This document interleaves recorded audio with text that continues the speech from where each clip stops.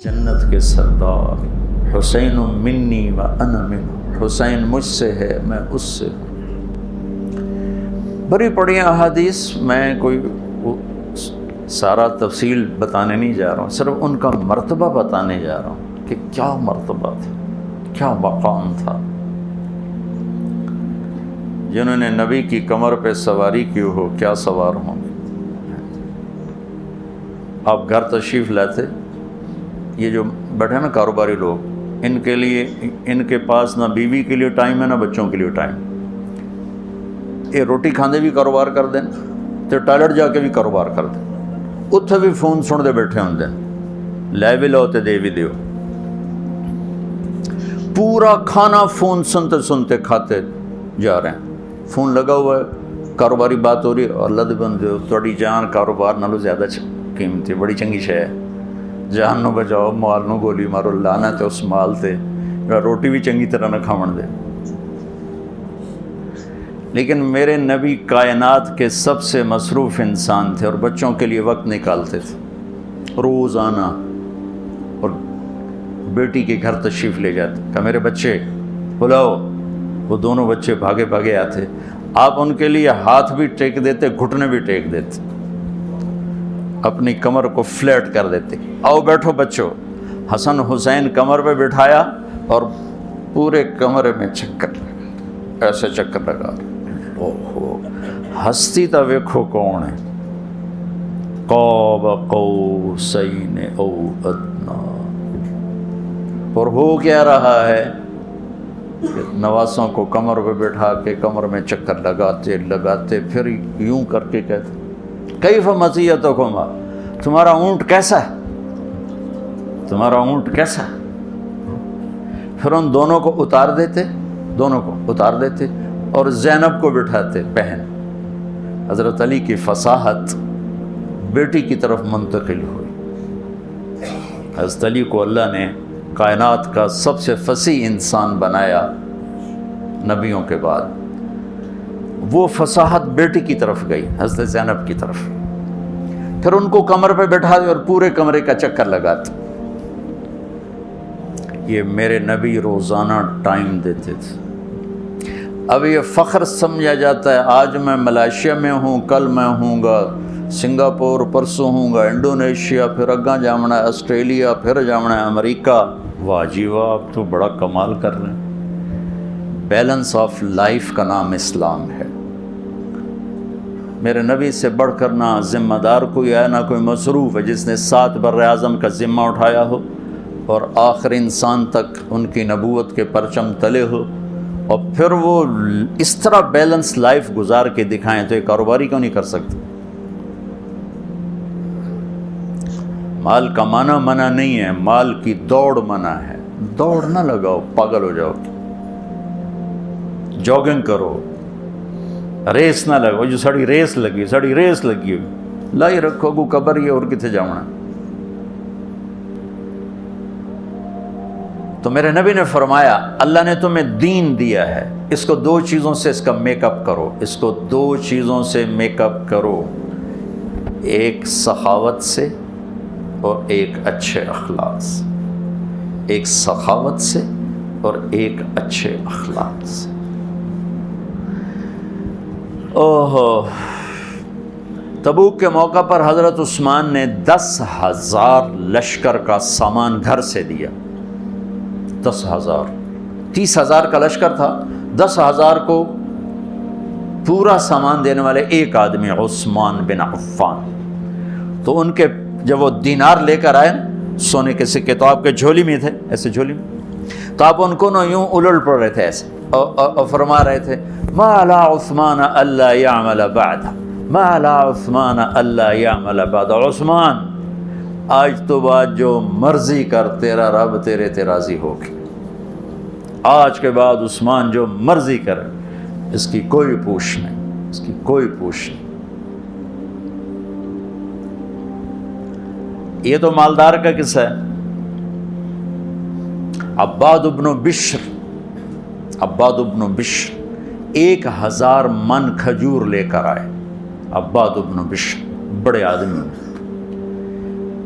ایک غریب کا سناتا ہوں، ابو عقیل، روٹی بھی گھر کوئی نہیں، آٹا بھی کوئی نہیں. ان کا جی چاہ میں بھی اللہ دے نام تے خرچ کراں.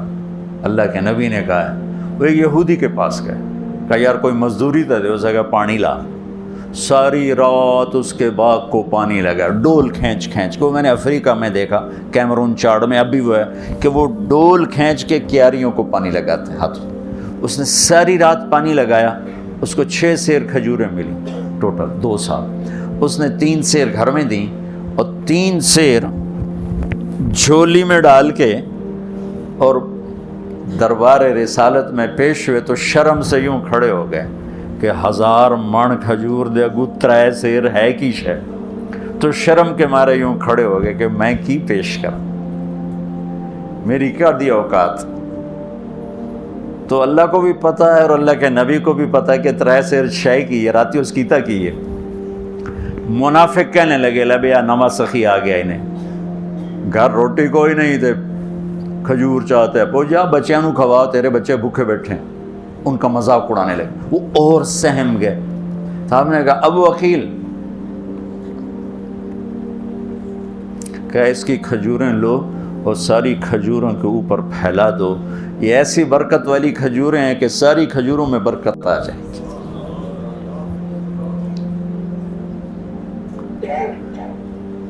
اللہ تعالیٰ فرماتے ہیں کہ میں سخی سے دوستی نہیں توڑتا چاہے وہ نافرمانی کیوں نہ ہو، اور بخیل سے دوستی نہیں لگاتا چاہے کتنا ہی تقوی والا کیوں نہ ہو.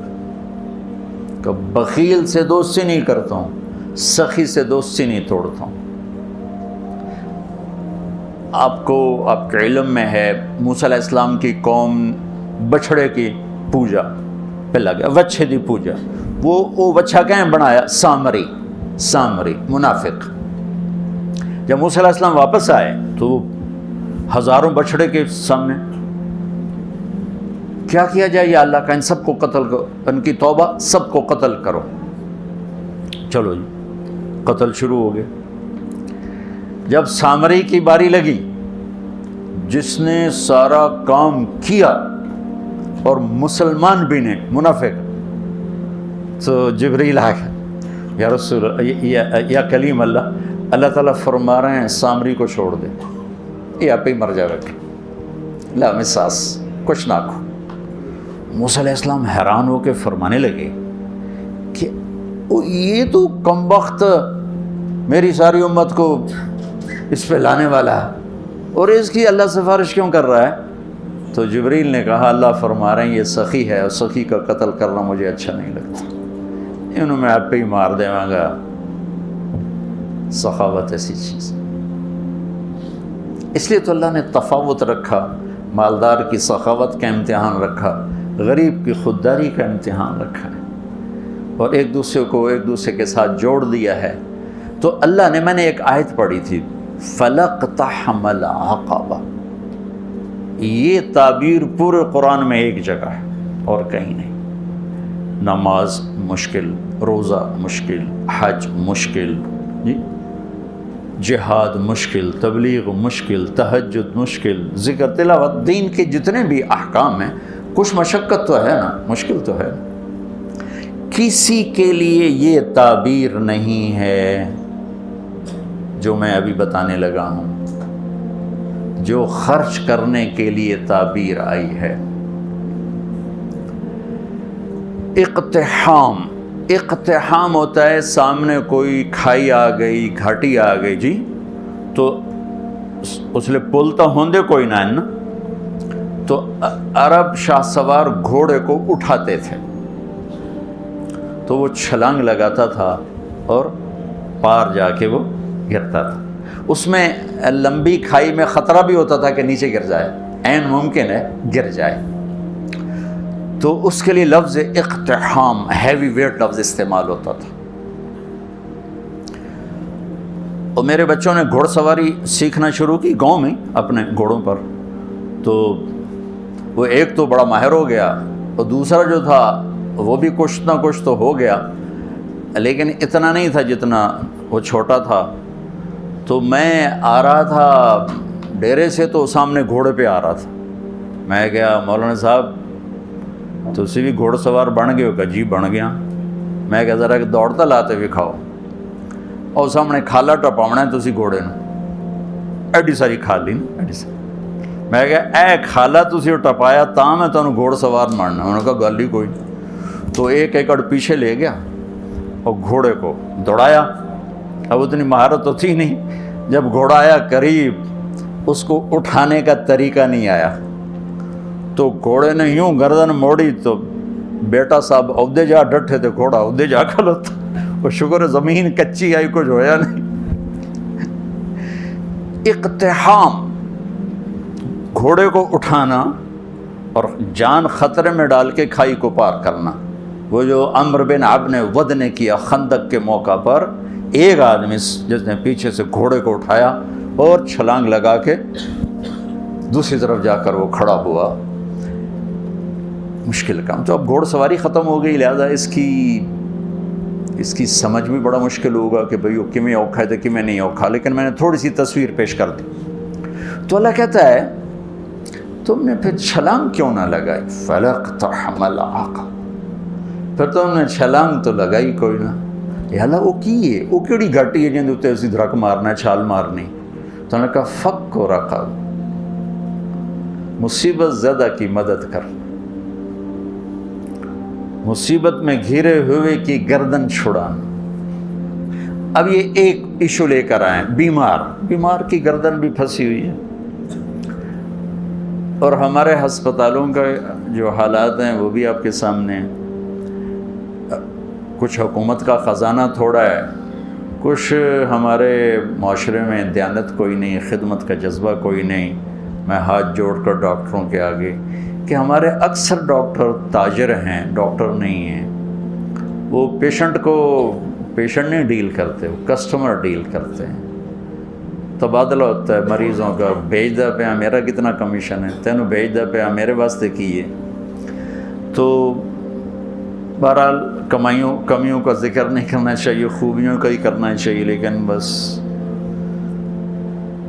ہم نوا میں بھی کوئی گل ہوں کہ خاموش رہوں, کوئی نہ کوئی تو زبان پہ آ ہی جاتا ہے.